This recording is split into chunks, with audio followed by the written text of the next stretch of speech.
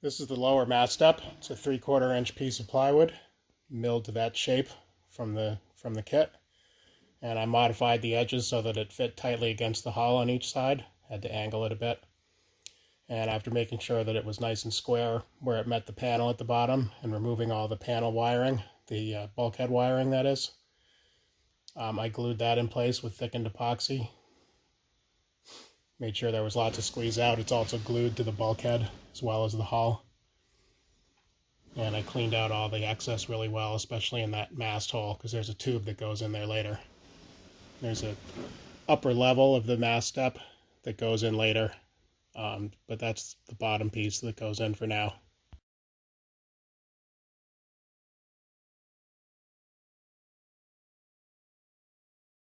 Installing the mast tube means that the tube has to be vertical for the first installation step, which involves pouring a semi-flowable epoxy plug in the bottom of the mast step and inserting the tube.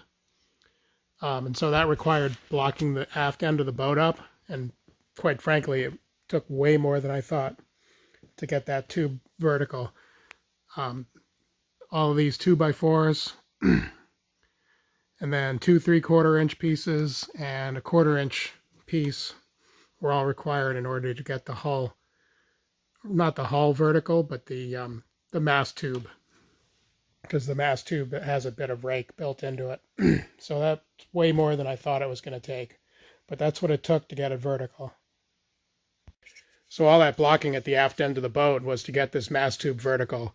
It's not the natural orientation of the boat or anything like that, but this has a bit of rake built into it, the way the bulkhead is and the way these mast partners are. And in order to get it vertical for this step, and I'll go in here very gingerly because I don't want to upset anything. But that's vertical there. And the reason that needs to be vertical is because that bottom end is right now inserted in about 3/16 of an inch of slightly thickened epoxy, but still very flowable. So I poured that in the hole so it would be level, and then inserted the tube. Let's see if we can get you in there. So it's down there in the bottom, and that gives the mast an actual bearing spot. So when the mast is stepped, it sits on top of that solid epoxy layer, and there is high density filler in that as well. So it'll sit on that and not the bottom of the hull, but that needs to be level. Hence, or at least perpendicular to the mast tube, I should say. So that means the mast tube is vertical here, and that's why I blocked the boat up.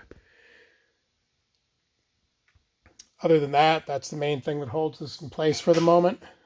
There's also a fillet underneath here. Get you in there very carefully. And that helps hold it, but that really just seals off the bottom of that hole, the upper partners, because when this is all cured next time, I'm going to pot that with epoxy all the way around. So show that a little later. But anyway, that's the mast tube. I needed the foredeck to be fit in order to install this, and the foredeck has now been fit and the hole drilled for the mast.